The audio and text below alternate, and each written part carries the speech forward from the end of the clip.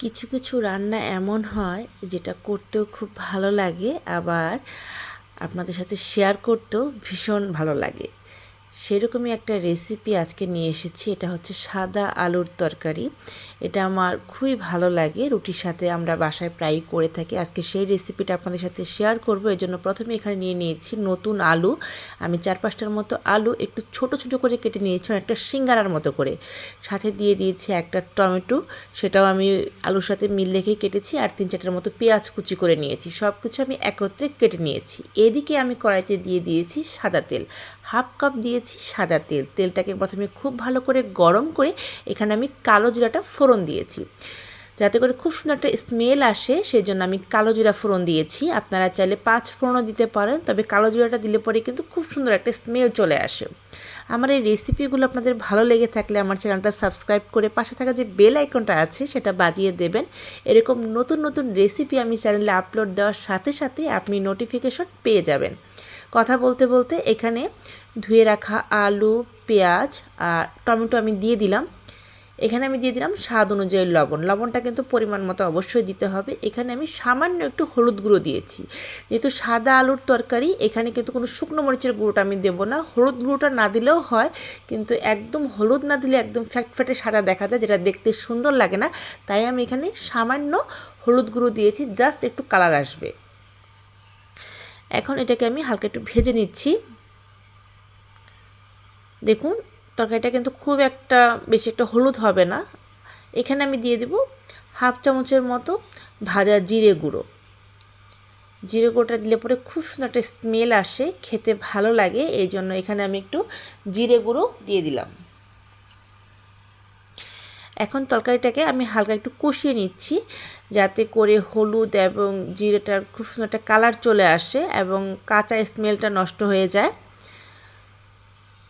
বেশিক্ষণ না, জাস্ট 5 থেকে 7 মিনিট এটাকে হালকা একটু ভেজে নেব। যখন দেখবেন মশলাটা ভালো ভালো ভাজা হয়ে আসছে এবং খুব সুন্দর একটা স্মেল বের হয়ে গেছে, তখন বুঝবেন যে এটা ভাজা হয়ে গেছে, আর ভাজার প্রয়োজন নেই। এখন আমি এখানে ঝোল দিয়ে দেব। আমি কিন্তু এখানে একটা টমেটো দিয়েছি 5-6টা আলুর জন্য, কারণ টমেটো বেশি দিলে কিন্তু টকত্বটা বেশি হয়ে যাবে, খেতে ভালো লাগবে না। একটা টমেটো ঠিক আছে। দেখুন, টমেটোটা নরম হয়ে এসছে। যদি কেউ টমেটো বেশি পছন্দ করেন, সে 2টা টমেটো দিয়ে দিতে পারেন। আমি বড় সাইজের একটা টমেটো দিয়েছি।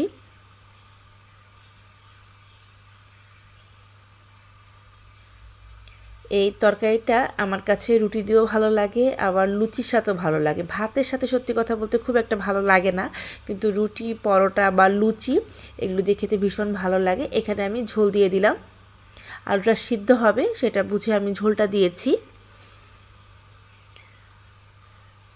আর যেহেতু রুটির সাথে খাবো, তাই একটু গ্রেভি থাকবে সেটা বুঝে আমি ঝোলটা দিয়েছি। আপনারা অবশ্যই একটু গ্রেভি রেখে নামাবেন যদি রুটি বা পরোটার সাথে খান। আর যদি ভাতের সাথে সার্ভ করেন তাহলে ঝোলের পরিমাণটা একটু কম রাখবেন, তাহলে খেতে ভালো লাগবে। এখন 20 মিনিট এটাকে আমি হাই হিটে রান্না করেছি। তারপর এটাকে আমি চুলার আঁচটাকে একটু কমিয়ে দিয়েছি। আলুগুলো কিন্তু আমার ভালো মতো সিদ্ধ হতে হবে। আপনারা চাইলে এই সময় একটু ঢেকেও দিতে পারেন, তবে আমি ঢেকে দিইনি, এমনি সিদ্ধ হয়ে গেছে। খুব সিম্পল একটা রেসিপি, কিন্তু ট্রাস্ট মি ভিউয়ার্স, খেতে খুবই ভালো লাগে। সবসময় কিন্তু সেই একই ধরনের আলু ভাজি বা সবজি বা ডাল কিন্তু খেতে ভালো লাগে না। এই সাদা আলু তরকারিটা রান্না করে দেখবেন, খুব ভালো লাগবে। এখানে নামানোর আগে আমি 4-5টার মতো কাঁচামরিচ দিয়ে দিলাম, এতে ঝাল বের হবে, খুব সুন্দর একটা ফ্লেভার অ্যাড করবে।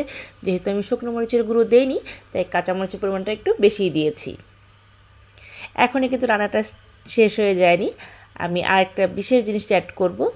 দেখুন, আলুটা কিন্তু নরম হয়ে এসছে, ঝোলটা অনেকটা ঘন হয়ে এসছে। এর চেয়ে বেশিক্ষণ আমি আর এটাকে রান্না করব না। এখন নামানোর আগে এবং টেস্ট বাড়ানোর জন্য আমি এখানে একটা বিশেষ জিনিস দিয়ে থাকি। আপনারা না চাইলে নাও দিতে পারেন, কিন্তু আসলে আমার কাছে ভালো লাগে, এই জন্য তো আমি দেবই। এখানে আমি দিয়ে দেবো ফ্রেশ ধনেপাতা কুচি। আমি 1 মুঠ ধনেপাতা কুচি দিয়ে দিলাম, কারণ ধনেপাতার ফ্লেভারটা আমার খুবই ভালো লাগে। বিশেষ করে এই সাদা আলুর তরকারিতে আমার ধনেপাতার কুচি আমি মাস্ট দিয়ে থাকি, আমার খুবই ভালো লাগে। দেখতেও সুন্দর লাগে, খেতেও ভালো লাগে।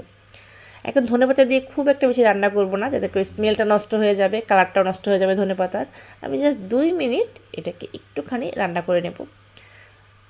হয়ে গেল আমার সাদা আলুর তরকারি। আমি বাটিতে সার্ভ করে আপনাদেরকে দেখাচ্ছি কালারটা কেমন হয়েছে। আপনারা বাসায় অবশ্যই এভাবে ট্রাই করবেন, আশা করি আপনাদের ভালো লাগবে। হয়ে গেল আমার সাদা আলুর তরকারি, আমি প্লেটে সার্ভ করে নিয়েছি। কালারটা দেখুন কতটা সুন্দর হয়েছে, খেতেও কিন্তু খুবই ভালো হয়েছে ভিউয়ার্স। আপনারা একবার বাসায় অবশ্যই ট্রাই করবেন।